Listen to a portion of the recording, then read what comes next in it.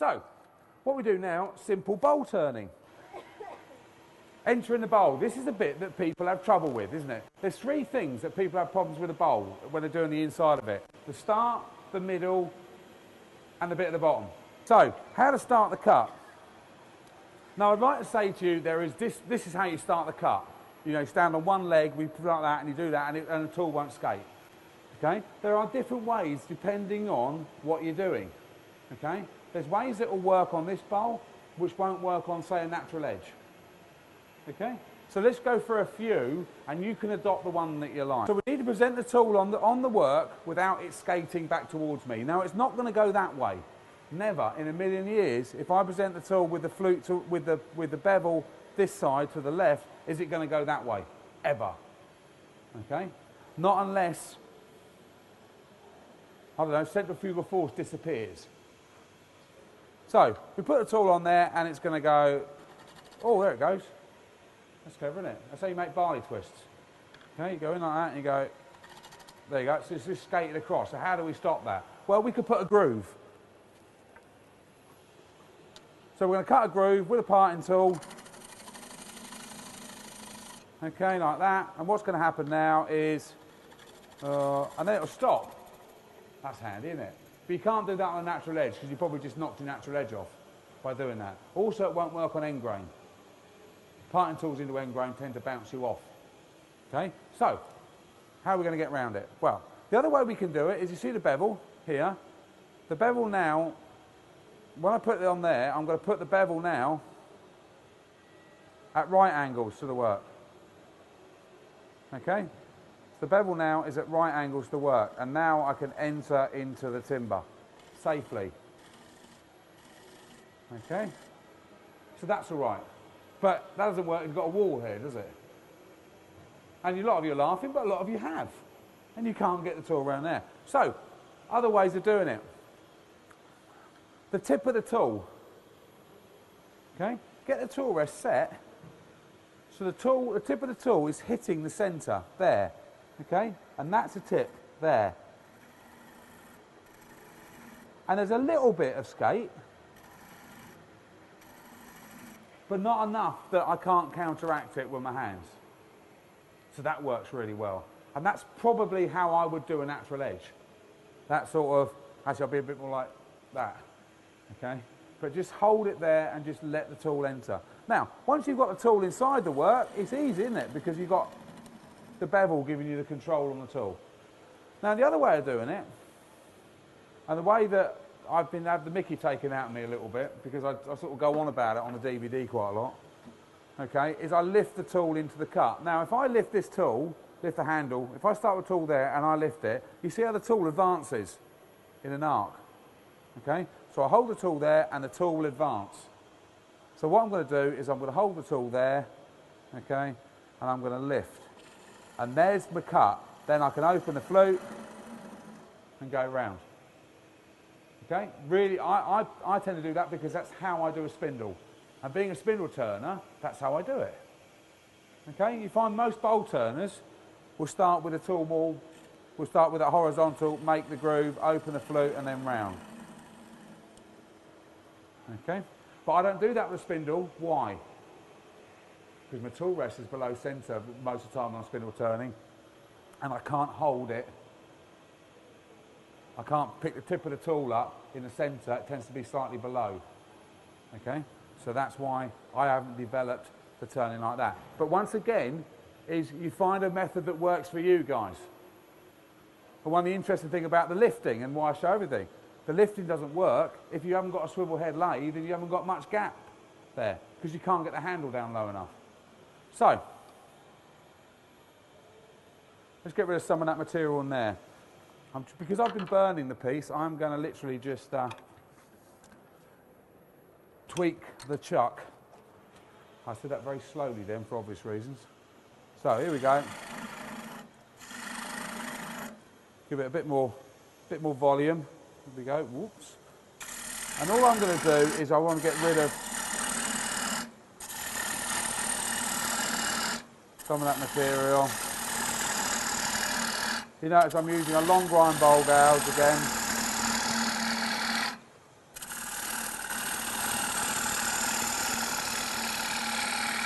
I'm just going to take that bit off there and show you what I do once I'm inside the piece. So, start in the bowl. There's my start, there's my shoulder, and I'm there. And my flute's about 2:30. And if I carry on that cut, that's all right. Hear that bevel rubbing? Okay, it's not a bad cut. I've got rid of some wood. But if I keep doing that, ultimately I'm going to put that bounce in there. Remember, wood's an inconsistent material. So if I force that bevel onto the wood, it's going to start compressing at different rates. Okay, so let's go in there a little bit more open. So I'm starting still about 2:30. There's my cut. Now I can open the flute. I'm 2 o'clock, 1 o'clock. And straight away, the tool runs through the wood easier. So the more we open the flute, the better the cut. But the closer we get to a whoops-a-daisy. Okay? Because if we go in there, that's past 12 o'clock, isn't it? Remember what happened to Cinderella? Okay? So we don't want to go past 12 o'clock, or do we? We might do that in a minute. So let's get rid of some of this material.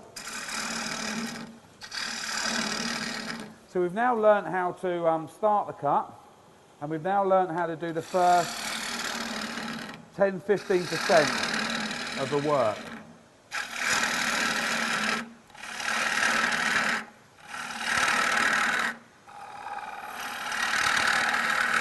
Right, so let's talk about the other problem. We've got to here now. Okay, so we can do that. So we can start the cut there, go through to about there. And what happens? You go across the bottom like that. So let's do that. Okay, so there's my cut, la la la la la la la la la la, and then across the bottom, like that. And hopefully when I turn that off, you'll see the difference. Can you see that? See the ridges? See, look, bevel, bevel, bevel, no bevel. Okay? Because what happens is, you think you can go down there and rub the bevel, but when you get to there, you slide it all across. Now, if you could see where my finger is now, there's a gap. Okay? So the bevel can't be rubbing. And to prove that, if I hold the tool in this position and put it here, the bevel is rubbing. Hear it? If I put the tool here, the bevel is not rubbing, see? So straight away I've come off the bevel. So with this tool, how do I keep the bevel rubbing? Well, I need to move my body. Okay, and when I always tell guys that when they're on a course with me, the money they pay me equates for about £1 every time I turn to move the body. Because body movement is everything in wood turning. So here we go. So we're going to go here, down the side there. And when I get to there, I have to move my body round here. So here we go, there, there. And I've maintained my bevel rubbing. The other way of doing it, if you don't want to move your body round, is to drop your right hand. So you're coming round there, there, there, and I'm going to drop my right hand. That keeps the bevel rubbing as well. See, the bevel's there, but it's not there. So let's get rid of a bit more of that there.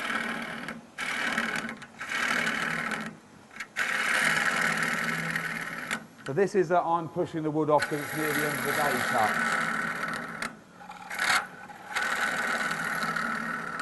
Right. So now we've done from here and we've got to here.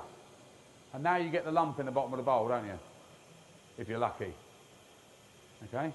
So bevel, bevel, bevel, bevel, bevel, bevel, bevel. And you get to about here and you go, oh, I'm going really quick. Don't you? Because I'm getting near the end of the cut, I've done a good cut, if I do it quicker it's going to be better. Well, it's not always better. Okay? The wood in the middle, whether it's going round or not, is going very, very, very slowly. Okay?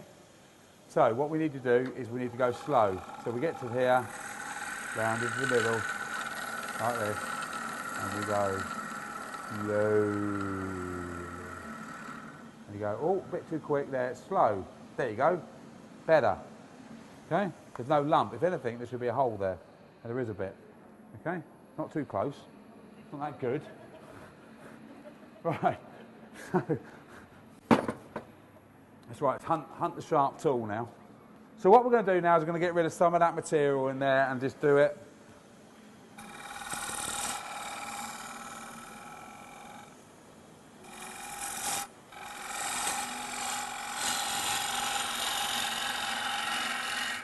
Okay. Now, getting that curve in there.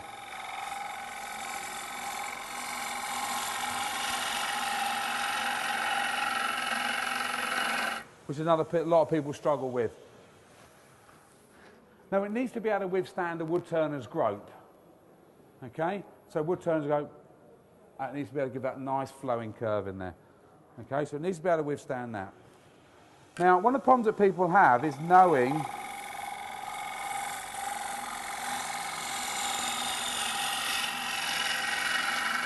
when there's a lump in the bottom.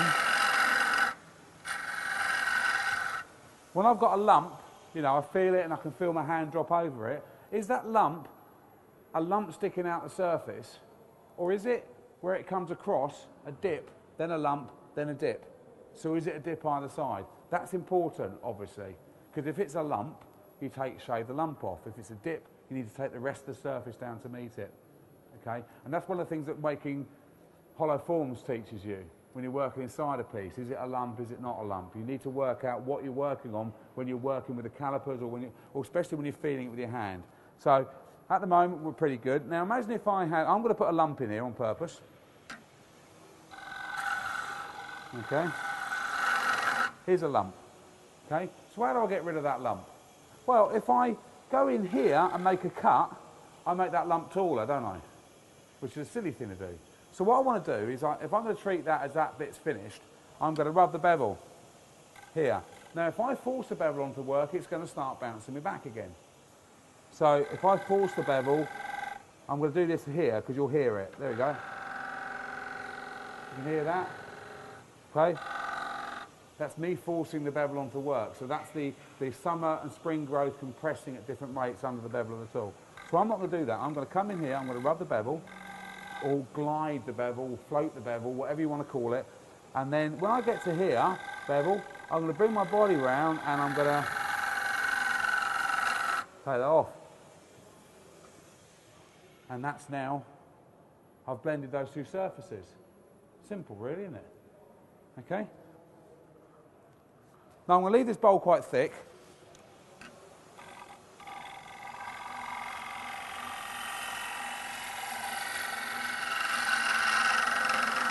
Because it's not a utilitarian bowl at all.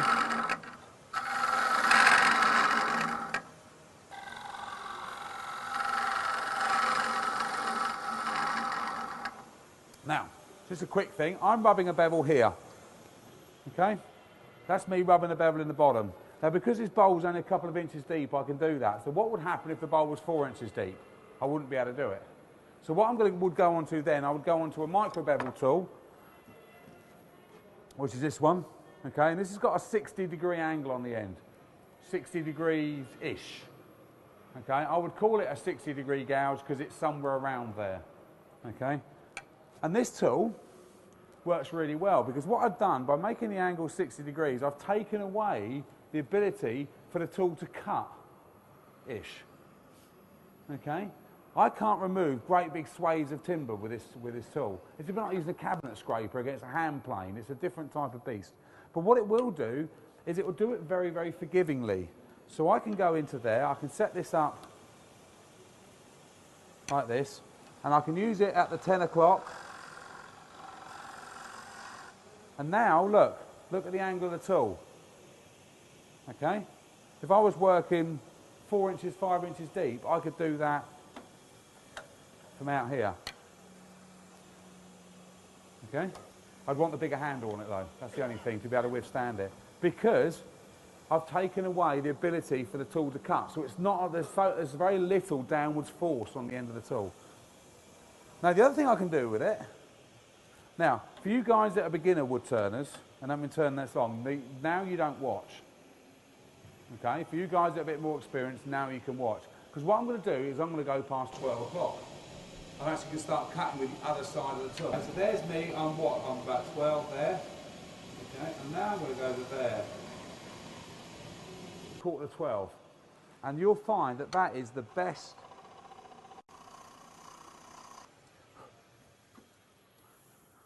Really forgiving cut. Look how clean that is in the bottom. Now, you'll see other guys using, you know, you can go into a scraper, you can go on that, it's up to you. Okay, that's really good. I'm quite surprised myself. And what I'm not going to do is I'm not going to sand it. I'm not going to bother, okay? Because I want you to come and feel that bottom, because that's really quite a good one. If you try and go in there with that, you'll never rub the bevel. If you go over to the left-hand side of that, you'd need, if any of you see the Ellsworth grind, which is a long grind with a very upright nose angle, that would do the same sort of thing. That's about 55 degrees, I think he grinds that at. So that would almost do that. The trouble about that is if you do drop over and get it wrong, if you've got a long grind, that's a big catch. You know, it's a 3/4 inch gouge out the timber. With this one, if you lose a bit of control of it, it tends to go whoops instead of bloody hell. I hope you've had a good day, and you guys have a safe journey home. And yes, I will enjoy my drink tonight, or 3. Okay, thank you very much. Thank you.